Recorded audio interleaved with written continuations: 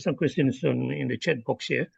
And after that, we'll go ahead with our short panel discussion.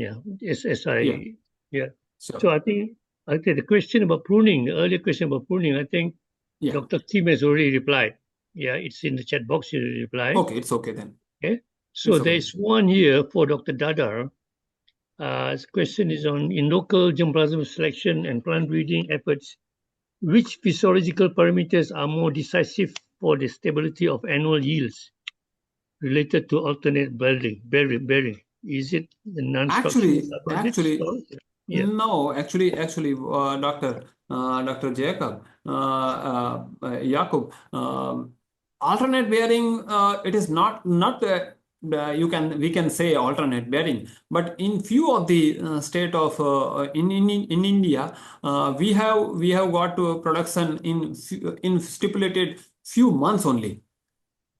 Okay. It is giving production, but yeah, in I think alternate bearing. somewhere. What is meant here is, I think, is the binary bearing. Like this year is a lot of fruits, and next year is less fruits, and this year that is all about alternate bearing, but it is not observed that much of in Sapota. Okay, what about like mango? Yeah. Okay, maybe Dr. Darda will have to respond.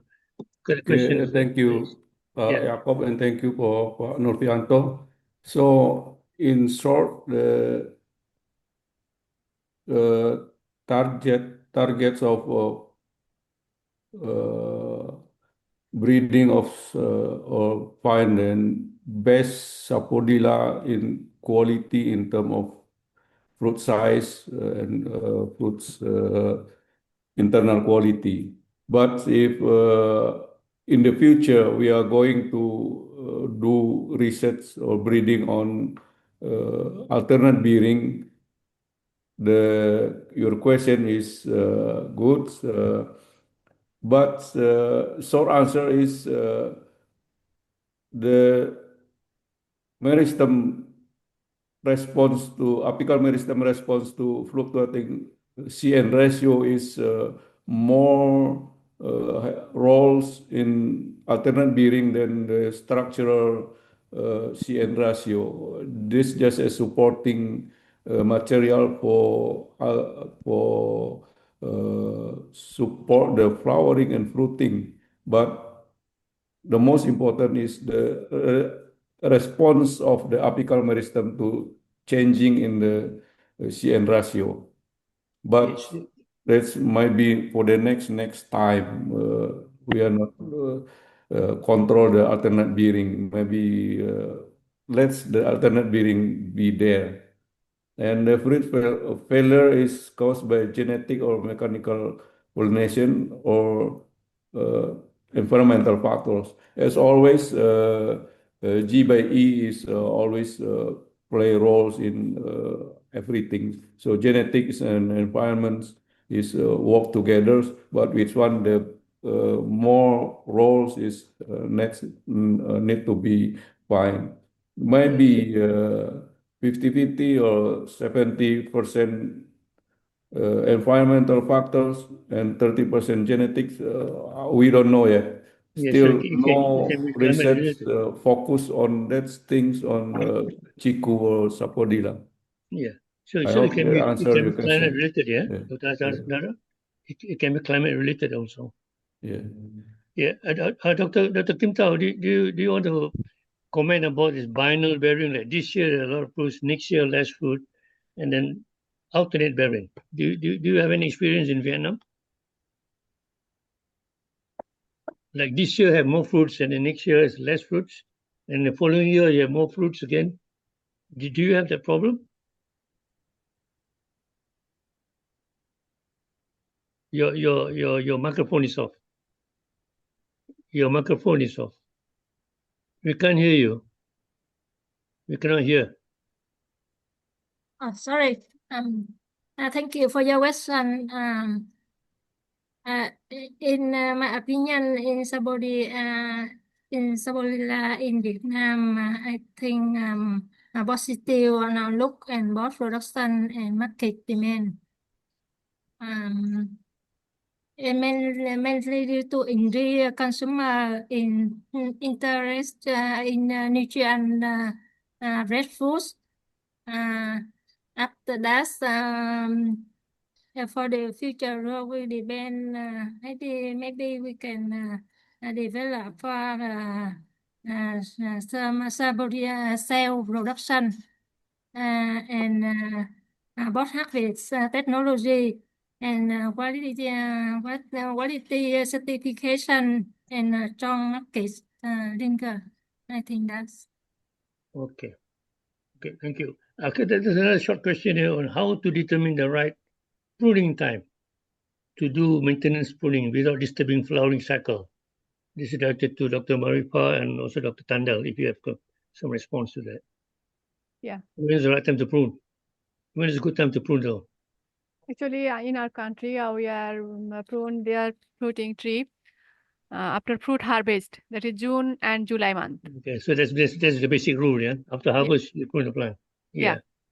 So, Dr. June and Tandel, July you want to add to that? Yeah. Thank you. We are also doing this during the same time after harvesting. Yeah. Okay. Thank you. I think we heard 4 different scenarios here: Bangladesh, India, Vietnam, and tropical country. It's all different. It's all different. Yeah. And I think it's interesting because I noticed like India, you have one common variety like cricket ball. Like I see it growing everywhere, in the north, the south. Yeah. So does that mean it's the most popular variety and it has good price for it? Yeah, actually, sir, we have cricket ball. Instead of cricket ball, we are having Kalipati is dominating variety. Kalipati, okay. So there's a dominant one. Yeah, dominant one, Kalipati. Okay, just to tell you, recently I was in Singapore, so I went to a market, So we had chiku, Sapodilla from Vietnam and from India. So it seems the India one is sold out, but it costs more than the Vietnamese one. Sorry to my Vietnamese friends, but the India one costs maybe about $450 US a kilo, and the one from Vietnam costs about $3 US a kilo, for example. Maybe it's a variety here, because I see like in Vietnam, you have the Mexico variety, which is, it looks good. It's big size, 400 grams, and it's very attractive.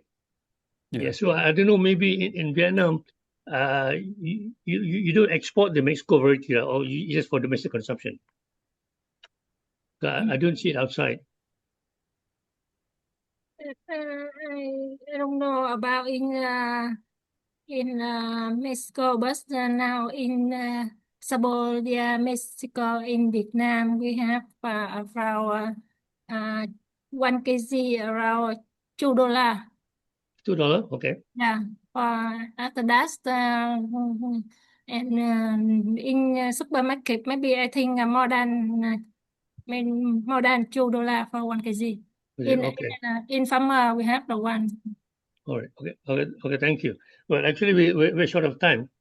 Okay, I'll just do this because I think I sent you an email about the panel discussion, and it's very straightforward. You already discussed it in your presentation. Because I feel like Sapodilla is different. It's a different fruit. It's tasty, it's sweet, it's nice. Like you compare if somebody were to give you a dragon fruit and Sapodilla, which one will you choose? Well, I think I'll go with Sapodilla because it's sweet. Dragon fruit, it's different. So what I'm saying is there is potential for Sapodilla. Okay. So we're going to panel discussion now. Okay. So based on the current assessment, do you expect improvement in the production and demand of Sapodilla in your country? That means right now, like I said, India, even though the hectareage is less, but the productivity is more, and you mentioned, Dr. Tandel, that there's potential for exports, especially for the diaspora. You have a lot of Asians in Europe, and they're the ones who are consuming the fruit, yeah? So, and also Indonesia with a big population, and also I noticed the price in Indonesia can be quite competitive. What do you see, the future of this? So what do you expect? Do you expect an improvement? So what I'm going to do, I will ask one by one and see what do you think? What do you think about the situation in your country? Do you see an improvement in Sapodilla production and markets? I'll start with Dr. Tandel. Yeah, definitely there is a scope of improvement in production of sapota because actually, sir, we have only Kalipati variety.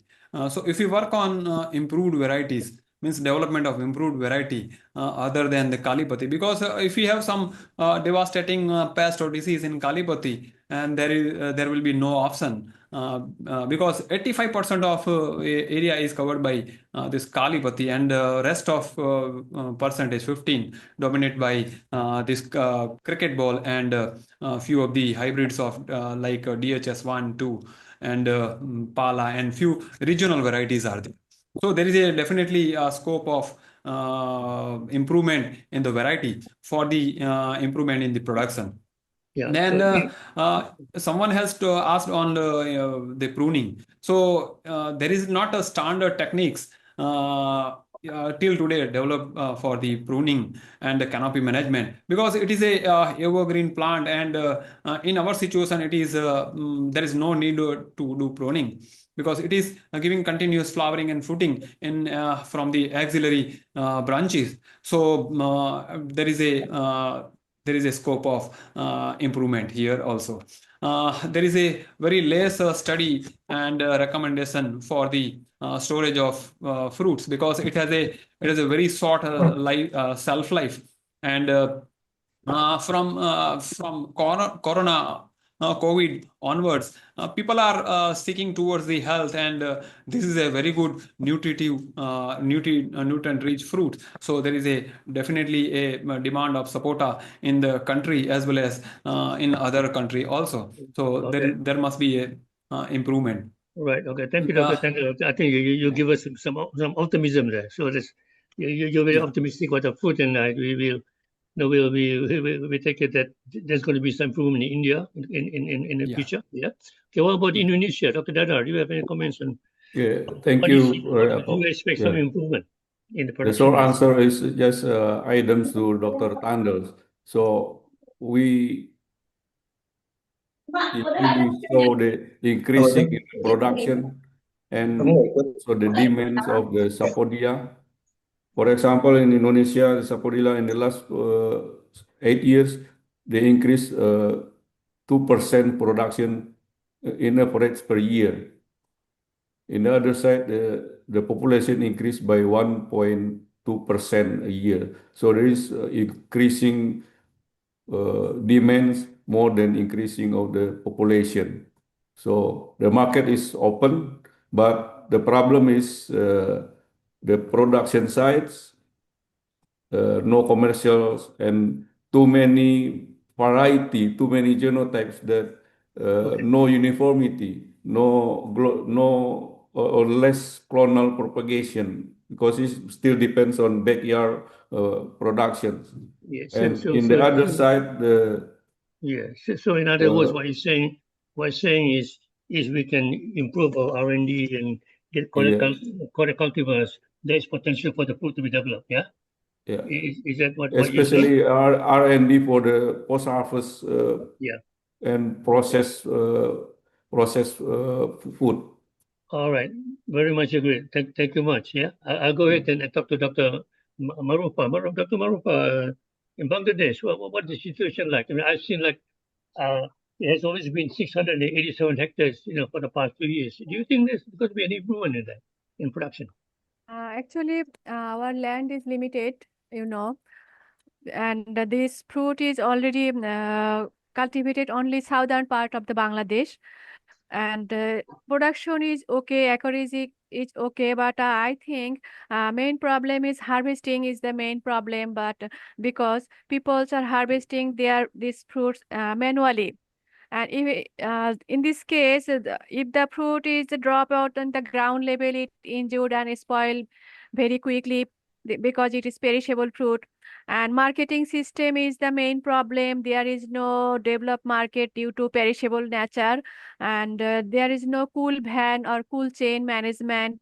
And I think a post-harvest management or post-harvest storage or processing is the main problem. This fruit.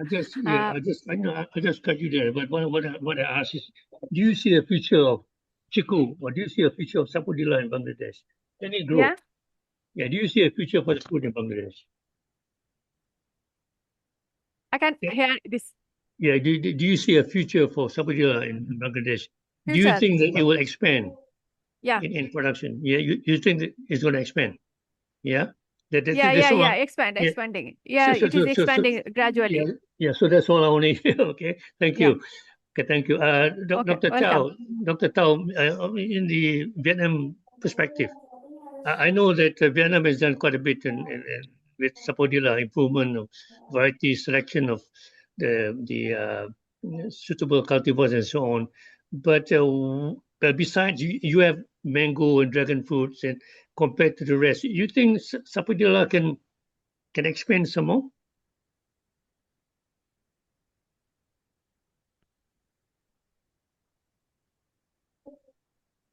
Yeah. In in Vietnam now we have more toothbrush improve area, but in Mekong Delta in Đồng Tháp province now we also have some climate change and in Sapodilla they also tolerant with salinity, and some farmers also happy with cultivation production in Sapodilla in Mexico variety. Yeah. Okay, so that means there's always demand for the food. Yeah, it's always demand. Yeah. The farmers can sell the food easily. Yes. So that's a bit of optimism there. That means Sapodilla will always be in Vietnam, and it's always being improved. Yeah, we always improve on it. Yeah. Yes. Am I right? Okay, thank you. Okay, I think that's it. I think what's important, we want to know the future of the fruit. Right now it's backyard fruit, and there's always some negative, things about the fruit. But now what we're saying is, yes, we can do better with the fruit. Yeah.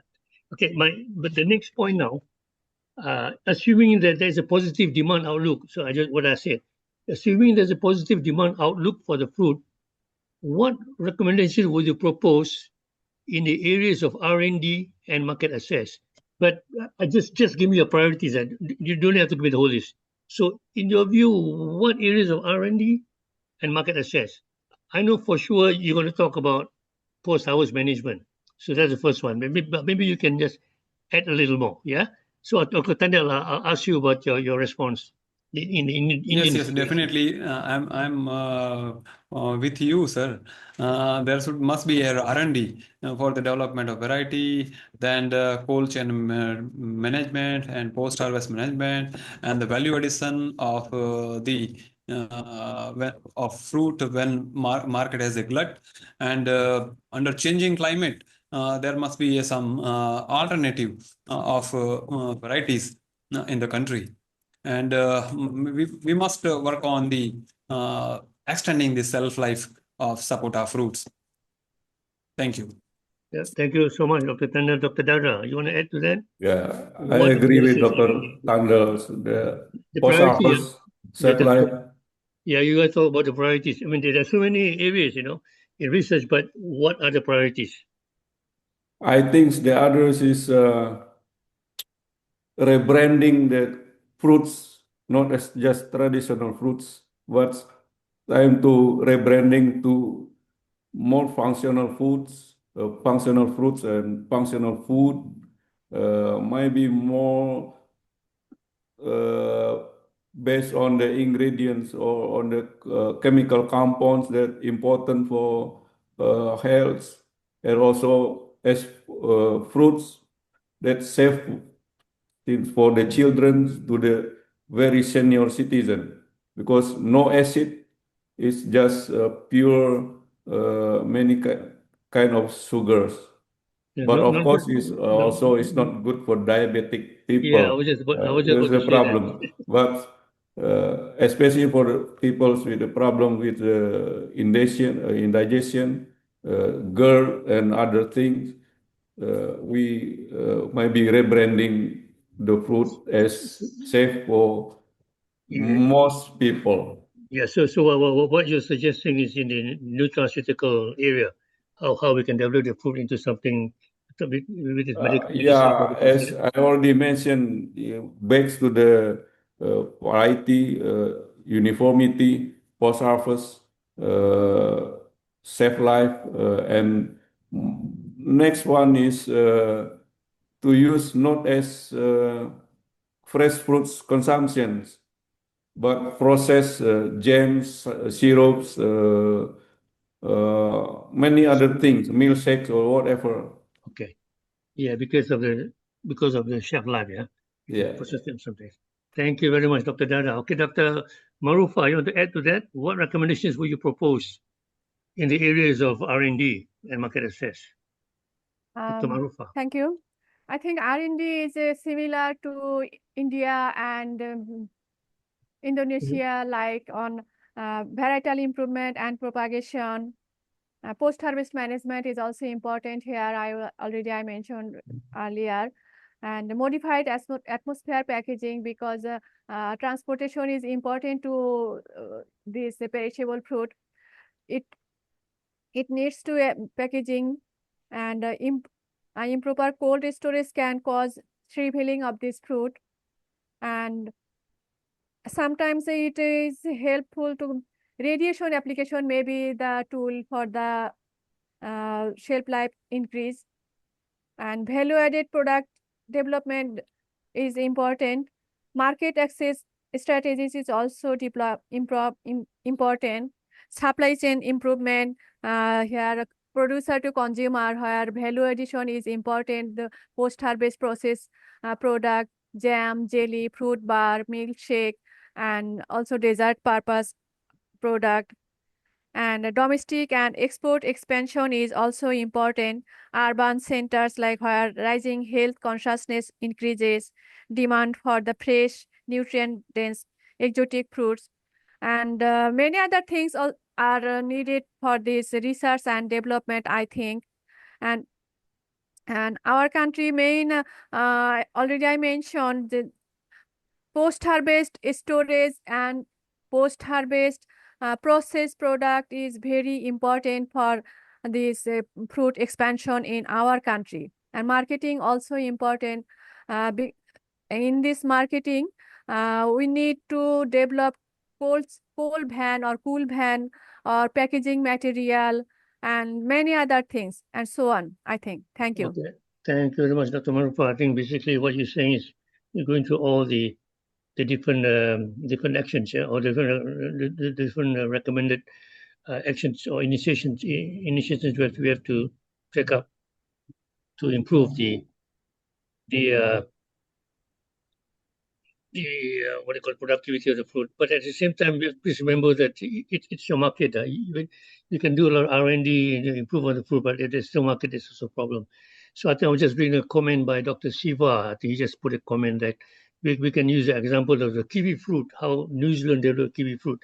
In fact, when you compare kiwi fruit and chiku, kiwi fruit and sapodilla, I think sapodilla tastes better than kiwi fruit. I mean, you might not agree with me, but they managed to develop the kiwi fruit, yeah.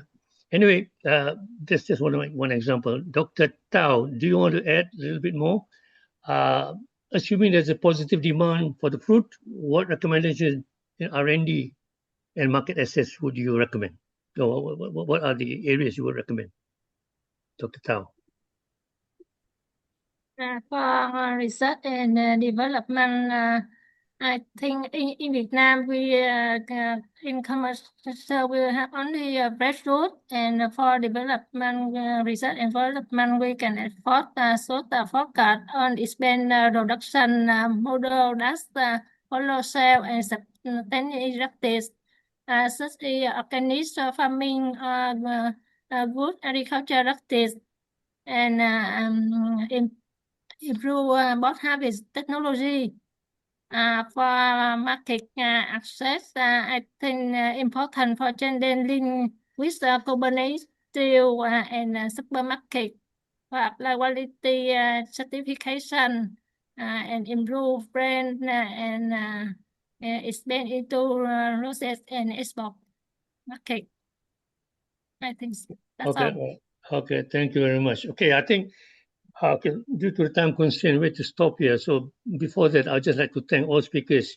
You guys did an excellent job, very informative, and I think we also had a very good discussion. And I take your point. And all the presentations will be on YouTube, plus we're coming out with a report. Yeah, first of all, I'd like to thank all speakers again. Thank you so much. And secondly, I'd like to thank all participants who are still with us. There are about 50 of us now. Thank you so much for being with us. So I think we have to stop now because it's already past the time. But before that, I'd like to invite Mr. Salim. Is Mr. Salim, are you still around? Mr. Salim? Yes, Mr. Salim is around. I just want to know whether you would like to give a short closing remark. Okay, thank you very much, Mr. Yacob. And once again, thank you to all our presenters and all our participants for today's session. I believe that we have already gathered many experiences and also useful tips from our presenters who have been sharing knowledge about sapote production and also how it is being planted and cultivated, which varies differently according to each country and region. So our hope is that we should be able to keep on exchanging knowledge among ourselves and also look at areas where we can possibly extend expertise or extend our knowledge, or if we have new innovations in the sector to be shared among country members. We have countries who have already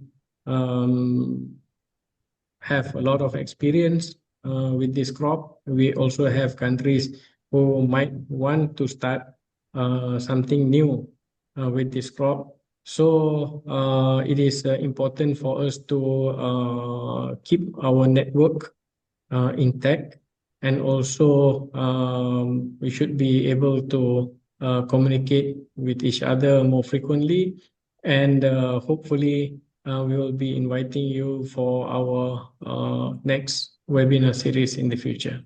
Thank you very much. Thank you, Mr. Salim, for that brief but very meaningful closing remarks. Okay, we're done. Thank you so much again. We'll be in touch, and please check on the emails. We'll keep you informed about the YouTube